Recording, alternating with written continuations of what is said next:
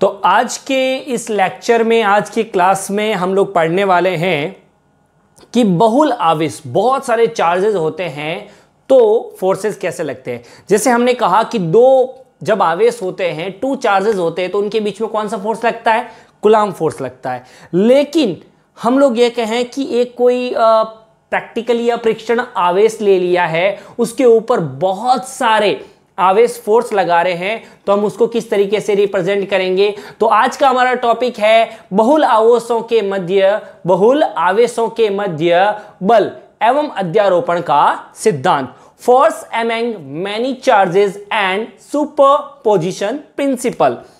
क्या है प्रिंसिपल? ये इस सिद्धांत के अनुसार किसी परीक्षण आवेश पर आवेश समूह के कारण लगने वाला कुल बल सभी आवेशों द्वारा परीक्षण आवेश पर लगाए गए कूलाम्ब बलों के सदिश योग के बराबर होता है। In English, the total force on a given point charge due to any number of point charges is the vector sum of individual forces exerted on the given point charge by all other point charges। मतलब क्या हुआ? इसका मतलब यह है कि कोई भी फोर्स जो टोटल लगेगा, वो फोर्स हर एक के लिए अलग अलग लगाए गए जितने भी फोर्सेस हैं उन सब का समेसन होगा। उन सब का क्या होगा? समेसन। उसका मैथमेटिकल रिप्रेजेंटेशन, जो इसका स्टेटमेंट मैंने अभी बोला है, उसका मैथमेटिकल रिप्रेजेंटेशन ये रहा। तो अभी निकाल के बताते हैं आपको किस तरीके से ये फोर्स निकलता है। हमने कहा कि मान लो कोई एक 3D है, ये x, y, z, जिसके अंदर कोई चार्ज पड़ा है। कौन कौन से चार्ज पड़े? ये आपका Q1 पड़ा है, और यहां पर मूल जो आपकी जगह है, ओरिजिन पॉइंट है, यहां से स्थिति सदिश पोजीशन वेक्टर R1 है। यहां से मान लेते हैं ये कितना है? R2 वेक्टर है। ये यहां पर मान लो Q1 है, ये Q2 रहा, ये Q3 रहा, जो कितना है? Rn vector. और ये यहां पर मान लो आपका क्या आ गया? Qn। मैं बहुत सारे नहीं ले रहा हूं,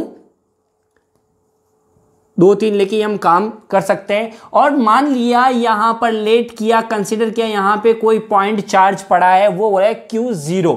तो Q0 के ऊपर आपके फोर्स, Q1 और Q0 के ऊपर फोर्स लगेगा। Q1 Q0 पे लगाएगा फोर्स, तो इस तरीके से फोर्स की डायरेक्शन ये हो जाएगी। और यहाँ F 0 पे लग रहा है 1 की वजह से, तो F0 1 हो जाएगा। यहाँ 2 की वजह से होगा, तो यहाँ पे हो गया F0 2 वेक्टर। 3 की वजह से होगा, तो ये आ गया आपका F0 3 वेक्टर। और Qn की वजह से हुआ, तो ये आ गया आपका F0n वेक्टर। ये क्या है? Q0 है, ये चार्ज है, परीक्षण आवेश अपना यही है। तो हम इसका मैथमेटिकली रिप्रेजेंटेशन करते हैं। पहला, Q0 पर Q1 के कारण लगने वाला कूलाम्ब बल, ठीक है। The force act on Q0 charge due to Q1। तो फ्रॉम कूलाम्ब्स लॉ क्या हो जाएगा? F01 vector is equal to K। किस किस के बीच में लग रहा है? 0 और Q0 और Q1 में, तो Q0 Q1 बीच में डिस्टेंस कितनी है इनकी? R01 होगी, R01, ठीक है। उसका क्या होता है? स्क्वायर, उसका स्क्वायर। ये क्या हो गया? R01 का कैप। ये इक्वेशन नंबर फर्स्ट हो गई अपनी, ठीक है। इस तरीके से हम वापस करते हैं कि Q0 पर Q2 के कारण तो कितना होगा? F02 vector is equal to K Q0 Q2 upon R02 का स्क्वायर, R02 का cap. Equation number second, F03 Q0 पर किसका लगा रहे हो? Q3 के कारण फोर्स लगा रहे हो। The force act on Q0 due to Q2, the force act on Q0 due to Q3। तो यहां पे आ गया K Q0 Q3 upon R03 का होल स्क्वायर R03 कैप। इस तरीके से बहुत सारे चार्जेस हो, मैं n की वजह से बोलना चाहूं तो F0n बराबर क्या होगा, K Q0Qn अपॉन R0n का स्क्वायर R0n कैप। अब हम लोगों ने अलग अलग सब चार्जेस की वजह से क्या लगा लिए, फोर्स बना लिए। तो अब हम यदि सुपरपोजिशन प्रिंसिपल के अकॉर्डिंग बात करें तो फ्रॉम सुपरपोजिशन प्रिंसिपल क्या बोलता है वो कि F बराबर क्या है, इन सब के फोर्सेस को समेशन करें, ऐड करें। तो इन फोर्स सबको ऐड करें। अब मैं आपके इस डायग्राम को मिटाना चाहूंगा, इस डायग्राम को पहले मिटाना चाहूंगा और उसके बाद में आगे करते हैं, ठीक है। तो बोर्ड पर जगह कम होने की वजह से मैंने डायग्राम को रफ कर लिया है, हटा दिया है और सुटेबल एक तरफ वापस वही लिखा है जो अभी अपन ने डिराइव किया है। F01, F02, F03 और F0n सब निकाल लिया हमने। अब हम इक्वेशन नंबर फर्स्ट जो है सुपरपोजिशन प्रिंसिपल की जो इक्वेशन थी उसके अंदर सब्स्टिट्यूट करते वैल्यू, तो वहां पे क्या था, F वेक्टर बराबर F01। F01 क्या है, F01 क्या है, K Q0Q1 अपॉन R01 का स्क्वायर R01 कैप। इस तरीके से 2 के लिए क्या होगा, 2 R02 square R02 cap. Third वाले के लिए क्या होगा, K Q0Q3 अपॉन R03 का स्क्वायर R03 कैप। जगह नहीं है इसलिए मैं नीचे लिख रहा हूं, ठीक है। और n वाले के लिए क्या होगा, K Q0Qn अपॉन R0n का स्क्वायर R0n कैप। समझ में आ गई, सबकी वैल्यू हमने सुपरपोजिशन प्रिंसिपल के अंदर रख ली है। अब यहां पर देखिए कॉमन क्या आ रहा है, K Q0 कॉमन है, बाकी सबके अंदर Q1 R01 का स्क्वायर R01 कैप चेंज है, Q2 upon R02 square R02 cap अलग है, Q3 upon R03 square R03 cap, और हमारे पास में बचा था Qn R0n square R0n cap, ठीक है। अब यहां पर हम क्या कर सकते हैं, 11th क्लास में वैसे समझा जाता है, समझ लीजिए K Q0 इस पूरे के अंदर यदि हम एक साथ समेशन ऐड करना चाहते हैं तो समेशन का सिंबल लगाकर Q मैंने लगा दिया ये I R0I का स्क्वायर R0I कैप। तो देखो I मैंने इसके लिए लगाया क्योंकि 1 2 3 4 n तक चेंज हो रहा है। कहां से स्टार्ट हो रहा है, I 1 से स्टार्ट हो रहा है, कहां तक चल रहा है, n तक चल रहा है। और 0I ये भी क्या है, 01 02 03 0n 0I तो 1 से स्टार्ट हो रहा है, n तक चल रहा है। ये भी 01 तो 0I 1 2 3 4 n तक चल रहा है तो n। तो इस तरीके से आपका ये भी आंसर हुआ। और यदि आप k की वैल्यू को पुट कर देते हो तो f vector is equal to 1 upon 4 pi epsilon naught, और ऊपर Q0 लिख लो भले ही, Q0 summation of i is equal to 1 to n QI upon R0I का स्क्वायर R0I कैप। इस तरीके से भी आप लिख सकते हो। यह था हमारा सुपरपोजिशन प्रिंसिपल। नेक्स्ट टॉपिक हम लेते हैं आगे। तो नेक्स्ट जो है हमारा वो है टॉपिक विद्युत क्षेत्र, इलेक्ट्रिक फील्ड। इलेक्ट्रिक फील्ड या विद्युत क्षेत्र होता क्या है? इलेक्ट्रिक फील्ड या विद्युत क्षेत्र वो होता है कि कोई मान लो एक आवेश है, कोई आवेश है Q0 समझ लो या Q ले लो, ये आवेश है, उस आवेश के चारों ओर का एक फील्ड है, एक क्षेत्र है जहां पर उसका प्रभाव रहता है। इसके चारों ओर कुछ एक क्षेत्र होगा, एक फील्ड होगा जिसके चारों ओर तक इसका क्या रहेगा, एक प्रभाव रहेगा, इफेक्ट रहेगा। उस इफेक्ट के अंदर, उस क्षेत्र के अंदर, उस एरिया के अंदर यदि कोई, उस फील्ड के अंदर कोई दूसरा चार्ज एंटर करता है तो नेचर के अकॉर्डिंग वो दूसरे चार्ज के साथ या तो अट्रैक्शन या रिपल्सन, या तो आकर्षण या फिर प्रतिकर्षण का एक बल लगाएगा। तो वो बल का अनुभव जो होगा, और इस क्षेत्र के अंदर ये घटना हो रही है, इसलिए इस क्षेत्र को, इस फील्ड को इलेक्ट्रिक फील्ड कहते हैं, इसे विद्युत क्षेत्र कहते हैं। ठीक है, तो हिंदी मीडियम वाले यदि डेफिनेशन लिखना चाहते हैं तो किसी आवेश के चारों ओर का वह क्षेत्र जहां तक वो अपना प्रभाव रखता है या उस क्षेत्र में किसी अन्य आवेश को लाने पर उसके ऊपर एक बल लगता है, आकर्षण या प्रतिकर्षण ब्रैकेट में लिख देना, उसे विद्युत क्षेत्र कहते हैं। और इंग्लिश मीडियम वाले आराम से सामने लिखा हुआ है। और सबसे पहले ये कॉन्सेप्ट जो था, जो अपना कॉन्सेप्ट है इसका या इसका विचार जो है वो माइकल फैराडे ने दिया। माइकल फैराडे, ठीक है, किसने दिया था? माइकल फैराडे ने, FARADAY, माइकल फैराडे। इन्होंने, फैराडे ने सबसे पहले इसका कॉन्सेप्ट दिया था। अब हम बात करते हैं कि किसी विद्युत क्षेत्र में किसी इलेक्ट्रिक फील्ड के अंदर, मान लो ये इलेक्ट्रिक फील्ड है, E के अंदर कोई चार्ज Q0 पड़ा है। यदि किसी विद्युत क्षेत्र के अंदर कोई Q आवेश पड़ा है तो उसके ऊपर बल लगेगा, विद्युत बल लगेगा, या इसके ऊपर जो फोर्स लगता है वो क्या होगा? तो उस फोर्स के लिए होता है F बराबर QE। यहां पे Q0 लेते हैं तो Q0E लिख सकते हैं। वेक्टर फॉर्म में देखें तो F वेक्टर बराबर Q0E वेक्टर।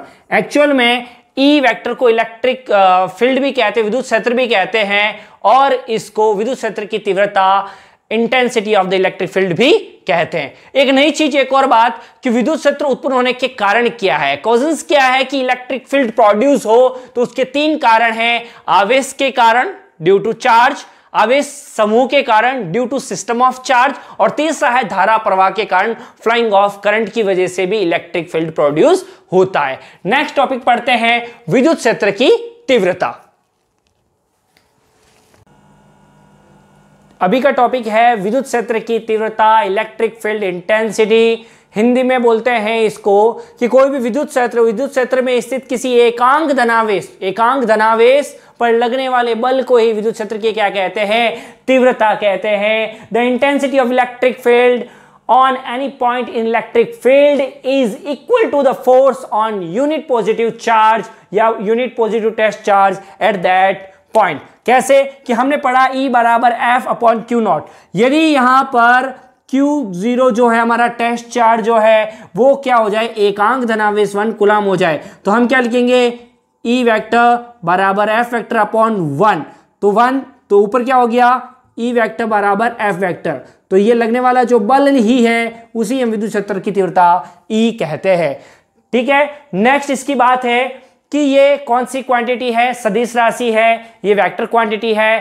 थर्ड पॉइंट कि इस फील्ड के अंदर या विद्युत क्षेत्र की तीव्रता के अंदर हम देखेंगे कि जब धनावेश या ऋणावेश, पॉजिटिव और नेगेटिव चार्ज की वजह से इनकी डायरेक्शन जो होती है वो अलग अलग होती है। पॉजिटिव मतलब हमारे पास कुछ है तो हम कहां जाएंगे? बाहर की तरफ। पैसा खर्च के लिए कहां जाएंगे? बाहर की तरफ। तो इसकी डायरेक्शन जो होती है वो कहां होगी? बाहर की तरफ होगी। और नेगेटिव में कहां होगी? अंदर की तरफ। भाई नेगेटिव, पैसा खर्च हो गया है, दिवालिया हो रहे हो, ऋणावेश आ गया है, कहां जाओगे? घर में, अंदर चले जाओ। डायरेक्शन कहां होगी? अंदर की तरफ होगी। अच्छा, इसका मात्रक निकालना है, यूनिट निकालना है। यूनिट क्या होगा? हमने पढ़ा E वेक्टर बराबर F vector upon Q0, right. तो यहां पर क्या हो गया? F हो गया न्यूटन, Q क्या होता है? चार्ज कूलम, तो न्यूटन अपॉन कूलम, या बोल सकते हैं न्यूटन पर कूलम। ये हो गया इसका यूनिट। डायमेंशन फॉर्मूला, V में सूत्र की बात हुई तो न्यूटन की क्या होती है? M1 L1 T-2, और यहां पे कूलम की क्या होती है? T1 A1। जब ये ऊपर की तरफ जाएगा तो ऊपर हो जाएगा M1 L1 T -2 है, और ये अंदर जाएगा तो -3, और ये का क्या हो गया? -1। ये इसका आ गया डायमेंशन फॉर्मूला, विमीय सूत्र। इस तरीके से हमारा टॉपिक अभी हुआ विद्युत क्षेत्र की तीव्रता। नेक्स्ट टॉपिक लेते हैं। तो नेक्स्ट टॉपिक हमारा है बिंदु आवेश के कारण विद्युत क्षेत्र की तीव्रता, इलेक्ट्रिक फील्ड, या फिर बोल सकते हैं electric field intensity due to a point charge. तो हम क्या कहते हैं? माना एक आवेश है Q, माना एक आवेश क्या है? Q। Let us consider we have a charge Q, और हमें एक स्मॉल r डिस्टेंस पर कोई पॉइंट P है जहां पे चार्ज क्या है? Q0। वहां पर हमें इलेक्ट्रिक फील्ड इंटेंसिटी निकालनी। We have to find electric field intensity at point P which is present small r distance from the point charge Q। यहां से जो इसकी फील्ड है तो इससे यहां पर r कैप सदिश, E और F सदिश आपके पास में आ जाएगा। तो हम यहां पे देखते हैं 2 पॉइंट चार्ज है तो कौन सा लगेगा? Coulomb force. तो फ्रॉम कूलम्ब्स फोर्स, कूलाम के नियम से, कूलाम का नियम क्या कहता है, F सदिश बराबर K Q नॉट, दोनों Q not upon R square और यहां पर हो गया R cap, equation number first.